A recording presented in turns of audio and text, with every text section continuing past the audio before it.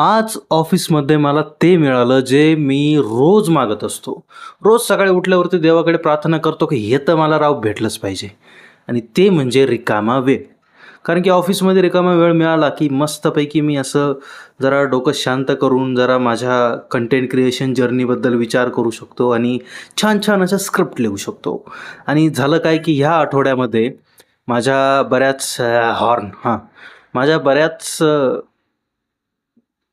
हां. तर मला फारशा अशा स्क्रिप्ट लिहिता आल्या नाही आणि त्यामुळे माझं खूप टेन्शन वाढलं होतं. कारण की मी ज्यावेळेस पाहिलं वार गुरुवार आहे, तर मला लक्षात आलं की मला लवकरात लवकर स्क्रिप्ट पूर्ण करायला लागतील. कारण की सॅटर्डे मी माझा शूट डे ठरवला आहे, ज्यावेळेस मला कमीत कमी 4 व्हिडिओ तरी शूट करायचे आहे. कमीत कमी जास्तीत जास्त 4 तरी व्हिडिओ शूट करायचे आहे आणि ते शूट करण्यासाठी मला कमीत कमी 3 ते 4 स्क्रिप्ट असतील. कारण की एक स्क्रिप्ट माझ्याकडं वाढीव मी ठेवलेली असते. बफर स्टॉक माझा, बफर स्टॉक. कारण की जर कधी जर नाही जमलं, जसं या हप्त्यात नाही जमत आहे मला चांगली स्क्रिप्ट लिहायला, तर त्यावेळेस मी तो बफर स्टॉक माझा बफर स्टॉक वापरू शकतो. असो, तर ठीक आहे, मला वेळ मिळाला तर मग मी थोडंसं चिंतन, मनन सगळं करायला सुरुवात केली, की बाबा मी आता लिहू काय, कुठून लिहू, कसं लिहू, कसं लिहू. तितक्यात आमचे रविराज सर माझ्याजवळ येतात आणि माझ्या कानात पुटपुटतात. काय? तुला माहिती आहे का? ते जे आतंकवादी होते ना, ते सगळे डॉक्टर होते.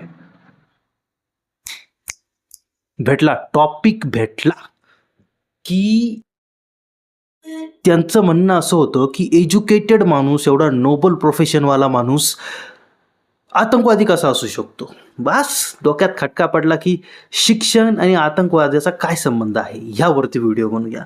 तर मग मी माझं मस्त परप्लेक्सिटी ओपन केलं आणि त्याच्यावरती रिसर्च करायला सुरुवात केली की काय नेमकं कुठं कुठं घडतं आहे, काय विषय काय झाला आहे.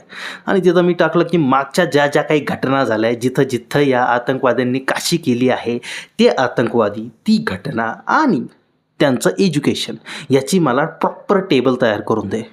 आणि पाहून मी तर डायरेक्ट शॉकच झालो.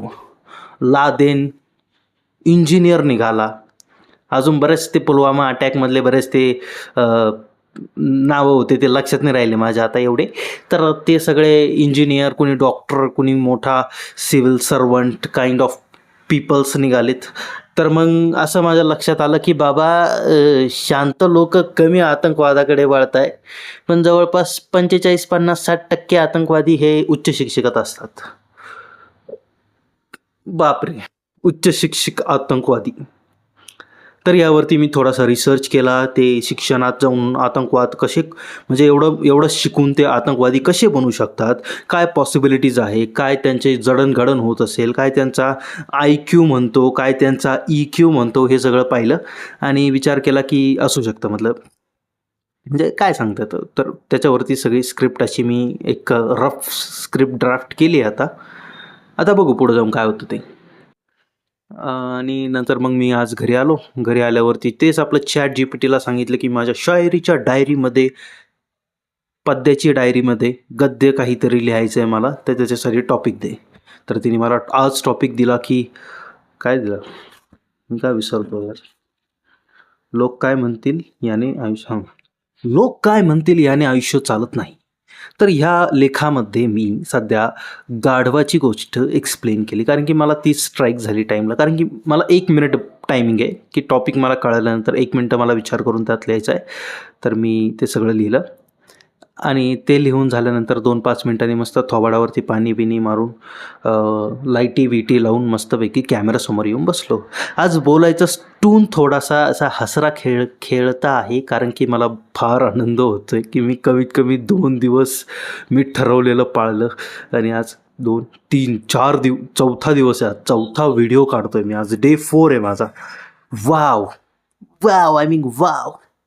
आणि बस आजचं एवढंच शॉर्टकटमध्ये, एनर्जेटिक वेमध्ये मी संपवतो आहे आणि भेटूया उद्या.